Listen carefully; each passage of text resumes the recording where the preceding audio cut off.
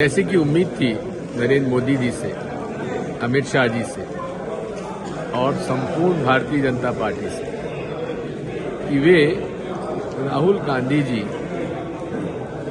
को संसद में अपनी बात कहने का मौका नहीं देंगे। संसद नहीं चलने दी। उन्होंने जितनी बातें हिंडनबर्ग रिपोर्ट और मोदी अडानी जी के संबंधों के बारे में कही थी, पूरे संसद की कार्रवाई से उन्हें हटा दिया गया। क्यों हटा दिया गया? किस बात का डर है? मोदी जी क्यों डरते हैं?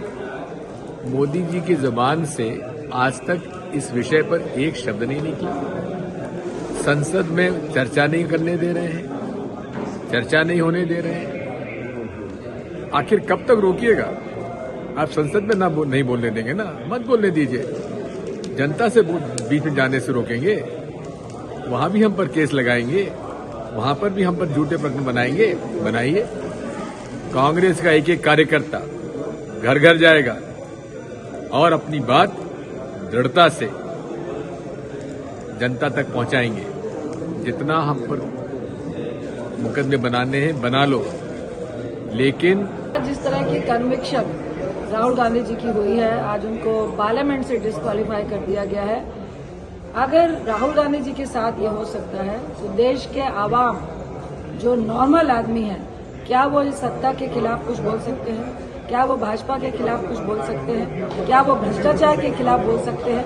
अगर आज विपक्ष के एक लीडर को इस तरह से डिस्क्वालीफाई कर दिया जाता है सदन से, जिसका कोई औचित्य नहीं बनता है, तो ये एक लोकतंत्र में बहुत बड़ा धब्बा है और ये आने वाली कल की जो पक्ष और विपक्ष की परंपरा है उसके लिए बहुत ज्यादा खतरनाक साबित होगा। ये आज सत्ताधारियों को भी 20 बारी सोचना चाहिए था, जो उन्होंने नहीं सोचा। हम डरने वालों में से नहीं है, राहुल गांधी जी डरने वालों में से नहीं है। हम लगातार जेपीसी की मांग और अडानी घोटाले की जांच की मांग करते रहेंगे और अब इस मुद्दे को हम देश के हर कोने तक पहुंचाने का काम करेंगे। कांग्रेस नेता राहुल गांधी की संसद की सदस्यता समाप्त कर दी गई है। यह लोकतंत्र और संविधान दोनों के साथ मजाक में मानो तो अतिशयोक्ति नहीं होगी। पूरे विपक्ष को समाप्त करने की कोशिश की जा रही है इस देश के अंदर में। 24 को लेकर के भारतीय जनता पार्टी ने अपने संतुलन खो दिया है। कानून के साथ भी खिलवाड़ हो रहा है इस देश के अंदर में। सभी समान विचारधारा वाले दलों को अब एक मंच पे आकर के लड़ाई लड़नी होगी, सड़क पर उतरनी होगी लोकतंत्र संविधान को बचाने के लिए।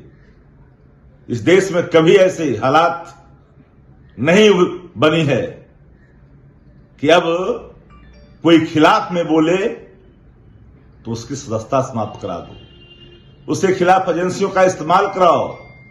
यह दुखद है। आवाम इन सभी चीजों को देख रही है।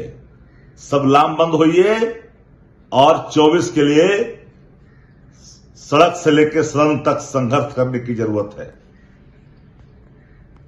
माननीय न्यायपालिका के फैसले के आलोक में नैसर्गिक न्याय का यह नतीजा होता है कि किसी भी व्यक्ति को अपना पक्ष ऊपर के न्यायालय में जाने का अधिकार है, अपना पक्ष रखने का अधिकार है।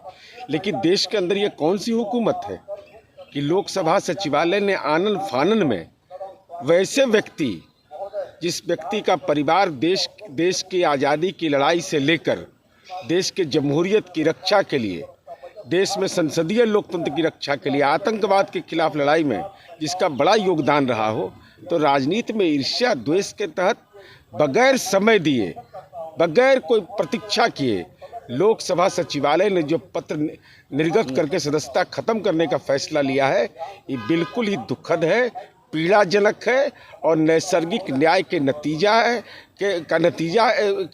के खिलाफ है और साथ ही साथ ये विद्वेष की राजनीति का प्रकटीकरण है। कल बीते दिन प्रधानमंत्री तमाम